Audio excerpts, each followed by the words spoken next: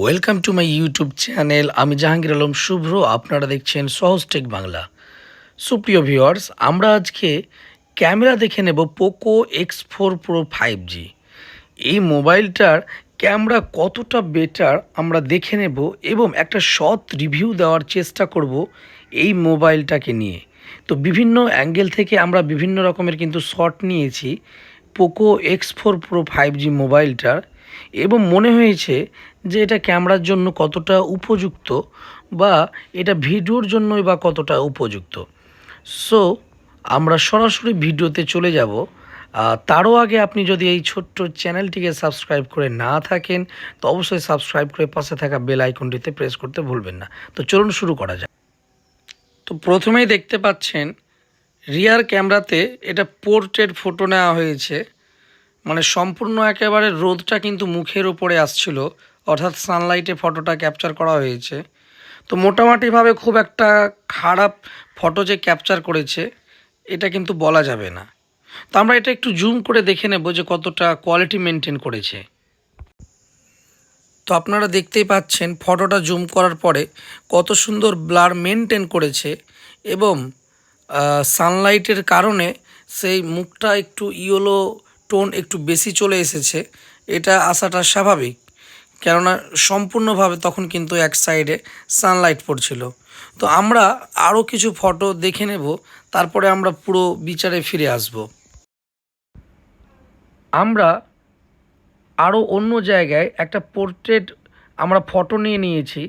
তো ওইটাতে দেখতে পাচ্ছেন কতটা ন্যাচারালভাবে ফটোটাকে কিন্তু ক্লিক করেছে, এবং এখানে তেমন কোনো কিন্তু সানলাইটের আলো মুখের সামনে পড়ছে না, যার কারণে এর আগের চাইতে এর স্ক্রিন টোন এবং কালার সব কিছু কিন্তু ন্যাচারাল এসেছে। তবু আমরা এই ফটোটাকে একবার জুম করে দেখে নেব যে কতটা কোয়ালিটি মেনটেন করেছে। এই ফটোটাকে দেখতে পাচ্ছেন জুম করার পরে দারুণ কিন্তু একটা কোয়ালিটি মেনটেন করেছে, এবং ফটো অনেক ক্ষেত্রে জুম করার পরে ফেটে যায়, এখানে কিন্তু সেইটা কিন্তু দেখা যাচ্ছে না, এবং খুব সুন্দরভাবে কিন্তু ব্যাকগ্রাউন্ডটাকে ব্লারি ইফেক্ট করেছে, যেটা মেন ফোকাসের ওপরে কোনো রকমভাবেই কিন্তু দৃষ্টিকটু দেখাচ্ছে না, অর্থাৎ খুব সুন্দরভাবে কিন্তু ফোকাস করেছে। আমরা আরও কিছু কন্ডিশনে ফটো দেখে নেব। এটা ব্যাক ক্যামেরা দিয়ে সানলাইটের সামনে ফটোটা ক্যাপচার করা হয়েছে, যার কারণে ইয়েলো টোনটা একটু বেশি চলে এসেছে। তো এই ফটোটাকেও আমরা কিন্তু জুম করে নেব, আর এটা কোনো পোর্ট্রেট ফটো নয়, এটা নর্মালিভাবে কিন্তু ক্লিক করা হয়েছে। জুম করার পরেও খুব সুন্দর কিন্তু ফটো এসেছে, আপনারা দেখতেই পাচ্ছেন। অনেক ক্ষেত্রে এক্সপোজার বেশি হয়ে যায় যদি আমরা সানলাইটে ফটো ক্লিক করি, তো এক্ষেত্রে এখানে কিন্তু দেখা যায়নি, অর্থাৎ এক্সপোজার কিন্তু ঠিকঠাক রয়েছে।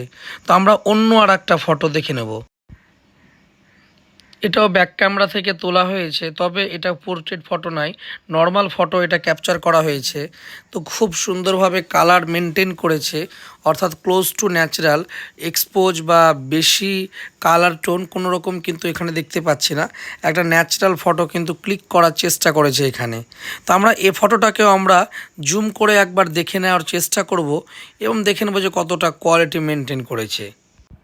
জুম করার পরে কোয়ালিটিটা কেমন এসেছে সেটা আপনারা নিজের চোখেই দেখতে পাচ্ছেন, অর্থাৎ এক কথায় খুব ভালো একটা কোয়ালিটি এখানে দিতে পেরেছে, এটাই বলে আমার মনে হচ্ছে। তো আমরা আরও কিছু ফটো দেখে নেব, চলুন দেখে নেওয়া যাক। আমরা সেলফি ফটো দেখে নেব। তো এখানে দেখতেই পাচ্ছেন যে পুরো একেবারে সানলাইট মুখের ওপরে পড়ছে, যার কারণে একটা দিক কালো হয়ে গিয়েছে, একটা দিক মানে মোটামুটি ন্যাচারাল রয়েছে। তো এখানে সেলফিতেও কিন্তু খুব একটা নিরাশ করেনি, অর্থাৎ এই সেলফিটা একেবারে সানলাইটের সামনে নেওয়া হয়েছে, তারপরে মোটামুটি একটু কোয়ালিটি মেনটেন রয়েছে। তো আমরা এই ফটোটাকে একবার জুম করে দেখে নেব। জুম করে দেখার পরে দেখতে পাচ্ছেন যে মোটামুটি একটু ডিটেলসটা কমে গিয়েছে, তবে খুব একটা খারাপ বলা যাবে না, কেননা এটা ক্যামেরা ফোন নয়, তবুও কিন্তু খুব বেটার ক্যামেরা দিচ্ছে। তো আমরা অন্য একটা ফটো দেখে নেব। এটা আমি ফ্রন্ট ক্যামেরা দিয়ে পোর্ট্রেট সেলফি তুলেছি, এটাও কিন্তু সানলাইটের সামনে তুলেছি। তো আপনারা দেখতে পাচ্ছেন যে কেমন কোয়ালিটি মেনটেন করেছে এবং ওভার এক্সপোজ যে খুব একটা বেশি হয়ে গিয়েছে সেটাও নয়, অর্থাৎ এতটাই বেশি সানলাইটের আলো ছিল যে আমি তাকাতেও পারছিলাম না। তো এটাকে আমরা একটু জুম করে দেখে নেব এবং দেখে নেব যে চারিদিকে ব্লারটা ঠিকঠাক করতে পেরেছে কি না। জুম করার পরে আপনারা দেখতে পাচ্ছেন যে কানের পাশে ব্লারটা কিন্তু একটু প্রবলেম করেছে, অর্থাৎ সম্পূর্ণভাবে কিন্তু এটা ব্লার করতে পারেনি। তবে এটা যে সব সময় হচ্ছে তা নয়, কিছু কিছু সময় কিন্তু খুব সুন্দরভাবে কিন্তু ব্লার করতে পারছে। এটা কিছু ক্ষেত্রে বা ব্যাকগ্রাউন্ডের ক্ষেত্রে এটা মাঝে মধ্যে কিন্তু একটু প্রবলেম করছে, যেটা অনেক নামি দামি ফোনেও কিন্তু প্রবলেম করে।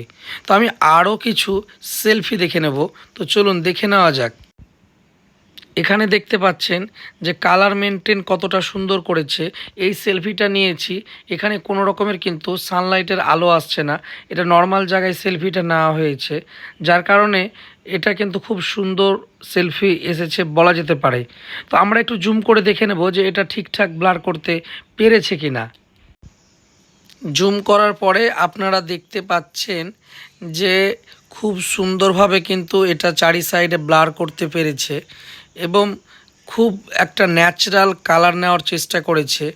না খুব বেশি এক্সপোজার রয়েছে, না কালার টোন বেশি রয়েছে, অর্থাৎ ঠিকঠাক বলা যেতে পারে।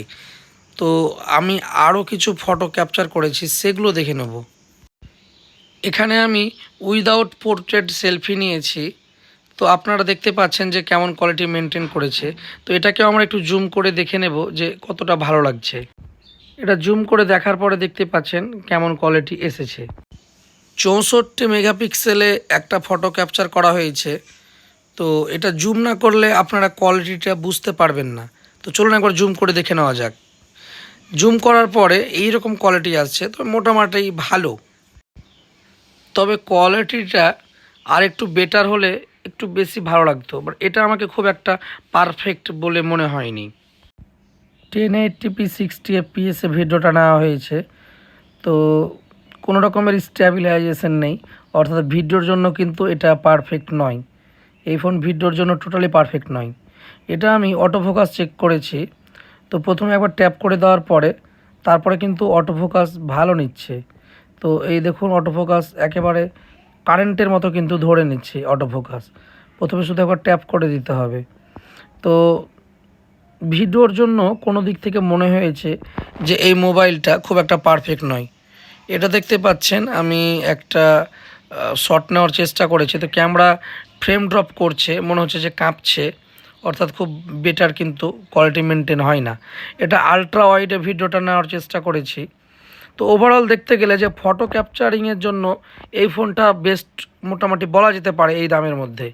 কিন্তু ভিডিওর জন্য কেউ যদি মনে করেন যে নেবেন, তাহলে এটা আমি সাজেস্ট করতে পারছি না। ভিডিও কোয়ালিটি খুব একটা বেটার নয়, মোটামুটিভাবে কাজ চলে যাবে। তো আপনি যদি মনে করেন যে একটি গেমিং ফোন নেবেন বা সুপার অ্যামোলেড ডিসপ্লে চান, তার সাথে মোটামুটি টুকটাক ভালো একটা সেলফি তুলতে চান, আর মোটামুটিভাবে একটু ফটো যেন স্টিল ফটো ভালো আসে, তাহলে এই মোবাইলটা মোটামুটি কাজ চলবে, পারফেক্ট আছে। কিন্তু ভিডিওর জন্য যদি মনে করেন যেটা আপনি নেবেন, তাহলে কোনো মতেই কিন্তু আমি সাজেস্ট করতে পারছি না, কেননা ভিডিও কোয়ালিটি মানে খুব একটা বেটার কিন্তু আসছে না X4 Pro 5Gতে। তো গাইজ, ভিডিওটা আপনার কেমন লাগলো অবশ্যই কমেন্ট সেকশনে কমেন্ট করে জানাবেন। এটা আমার প্রথম ক্যামেরা টেস্ট ভিডিও, তো একটু লাইক দিয়ে কমেন্ট করে অবশ্যই সাপোর্ট করবেন। তো আজকের মতো বিদায় নিচ্ছি, আবার দেখা হবে অন্য কোনো ভিডিওতে। সুস্থ থাকবেন, সকলকে সুস্থ রাখবেন। ধন্যবাদ।